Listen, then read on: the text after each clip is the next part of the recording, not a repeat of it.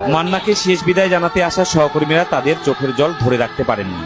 তারা বলছেন, পর্দা কাঁপানো মান্না শুধু নায়কই ছিলেন না, তিনি ছিলেন সমাজের প্রতিবাদী কণ্ঠস্বর। 11:15 ও 11:30টায় এফডিসি চত্বরে 2 দফা জানাজা শেষে চলচ্চিত্র অঙ্গনের সবাই সেখানে তাকে শেষ শ্রদ্ধা জানান।